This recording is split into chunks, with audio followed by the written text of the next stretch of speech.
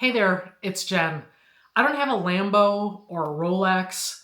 What I do have is a mortgage. I have stepkids. I drive a Toyota 4Runner. I'm also not 20. I'm 48.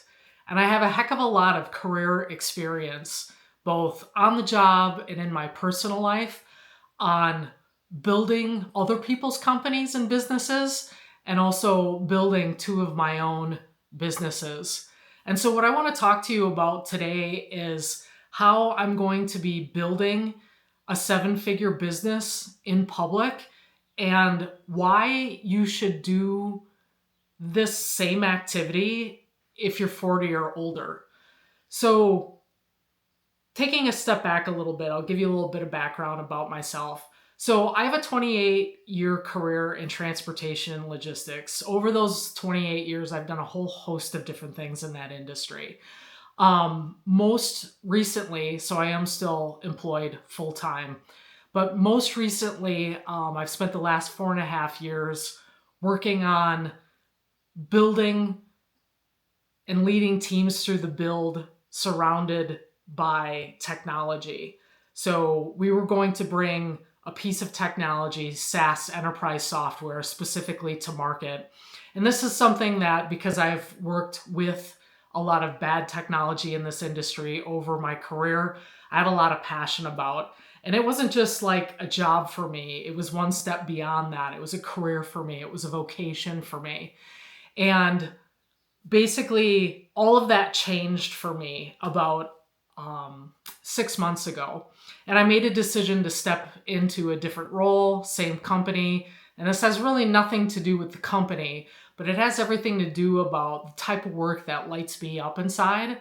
And it has everything to do with the type of work that lights you up inside as well. And I've just gotten to a point in my career where I've taken a step back and looked at what's been happening in the creator economy and with coaching and mentoring businesses.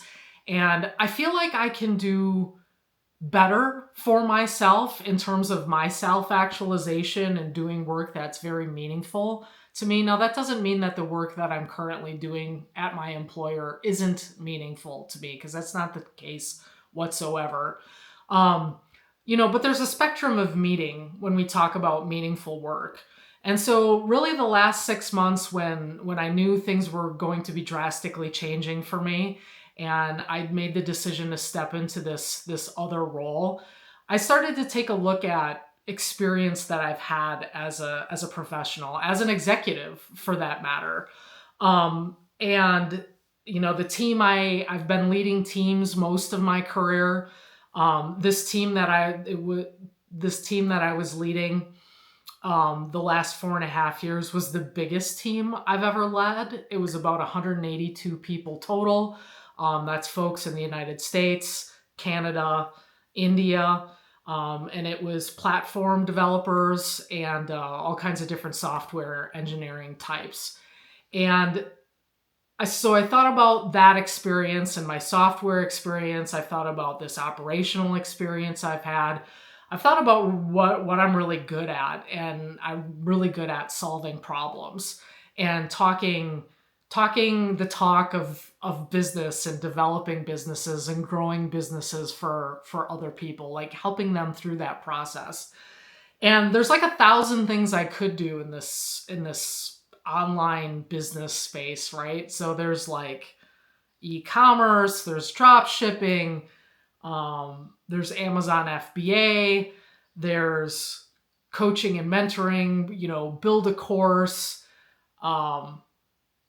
There's a lot happening in the AI space, right? And I have a lot of experience with AI already. So that's also, somewhere where I could leverage my skills. But I decided to take a step back and really think about the kind of work that really lights me up inside. And the thing that I do consistently, like you could call it a hobby, and some of you laugh because it's like, well, you might think this is a lame hobby, but the one thing I love to do the most is there's really two things. It's one, solve problems, and two, advise people on business stuff and think about business and read about business and read about the mindset of business, because business for me has very much been a vehicle for my own self development as a person in the world, as well as my own self actualization.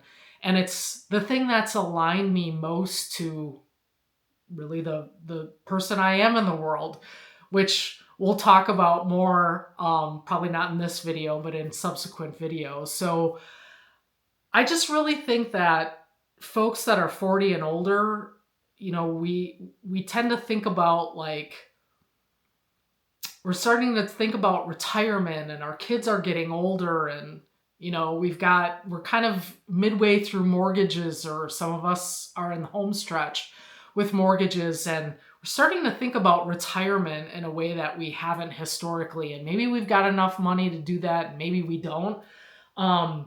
We're also, really at a point in our careers where, and it doesn't even have to be our career, honestly. It could be anything, but like, we've got time on task with stuff that's important to the world and to other people in the world. People that are learning or trying to learn how to do those things, right? So like, I use the term professional, like I'm a professional, I'm an executive. But what I really mean in saying that also is that, like, professional can mean anything. Like, you can be a professional at knowing everything there is to know about the Smurfs. You can be a professional at doing point of sales or like cashier work. You can be a professional doing any kind of trade. And as a matter of fact, if you've been doing it for 20 plus years, I guarantee you are a professional at doing that. And there's this whole ecosystem of people, thanks to YouTube, that are out there that want to learn about these things. And YouTube, for me, has become a platform for me to, well, really learn how to do all kinds of different things. Not only in business, but also in like accounting and stuff like that, personal finance, but also like if I need to change the oil in my lawnmower or something like more mundane than that, learn how to bake sourdough. I don't know, like, all of those practical things. The toilet stopped working, to fix the toilet, right? And although I'm also at a point in my life where I could hire those types of tasks out, I don't want to. Like, I want to learn how to do that. And so I would like to leverage my ability and my experience in building other people's businesses, and then also starting two of my own businesses. Between 2012 and 2016, I had a very successful social media marketing and web design agency. And then I also, around 2015, 2016, became a real estate agent and went into real estate for a period of time.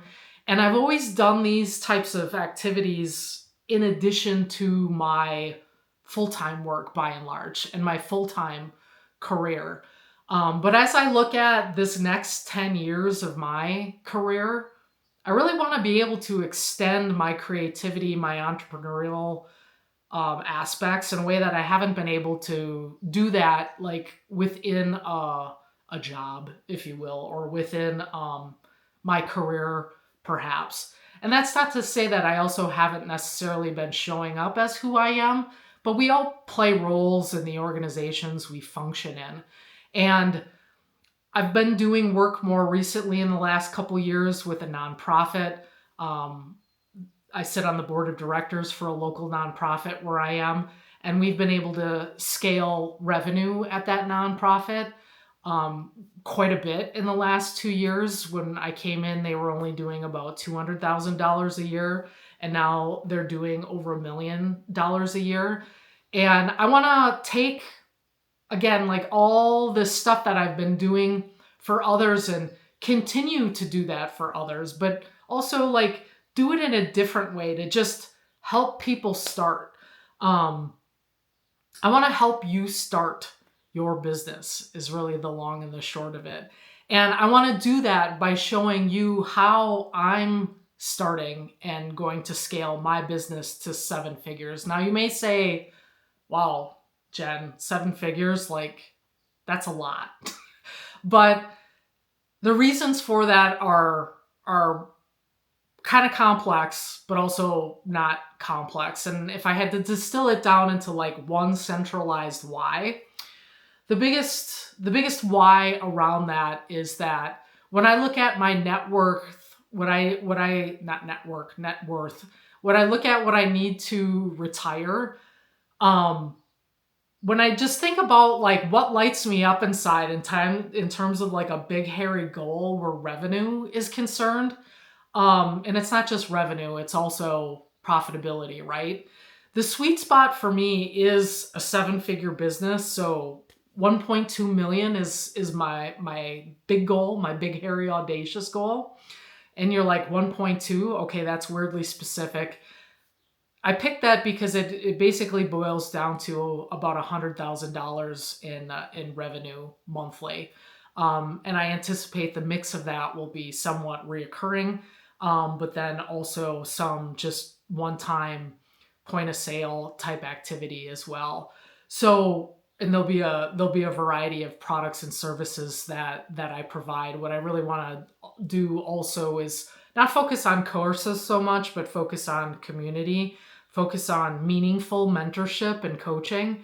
Um, I struggle with the term coaching actually because I really think most of coaching is just a mentorship at the end of the day. But I'm going to do all of this in public, and I'm going to give you all the deets, all the sauce, so to speak. Um, and I'm going to be posting daily, and it's going to encompass all aspects of building a business because a lot of times what folks don't talk about with building a business is like they just focus on these like how-to things. And yeah, that's some of it because we don't know what we don't know, and there's a lot of information out there, and it's difficult to cut through all that information to get to the nuts and bolts of what we really need to focus on. Um, but at the same time, it's also very much focused on this idea of mindset. Because if your mind's not right in this work, especially because, again, there's mortgages, there's kids, we have adult responsibilities, unlike YouTubers you see that are like in their 20s, right? And they're living in an apartment with a group of people, or they're living in their parents' basement or whatever. Like, we've got responsibilities. We've got kids and 401ks, and we've got stuff cooking where that's concerned. And this mindset and burnout are very real and tangible aspects of this. So I'm also going to keep it real, honestly, with mindset and life updates and things of that nature, so that really at the end of the day, I can keep myself honest, and also I can just give you a true picture of what this looks like in your 40s, 50s, 60s, hell, even your 70s. And I also might bring a couple guests on here to speak as well. I've got a couple friends who in their 60s more recently decided that they were going into like the restaurant business as an example. Now that's not online business, right? But it's business nonetheless. And the headaches and heartaches and what it's like doing that in your 60s, right?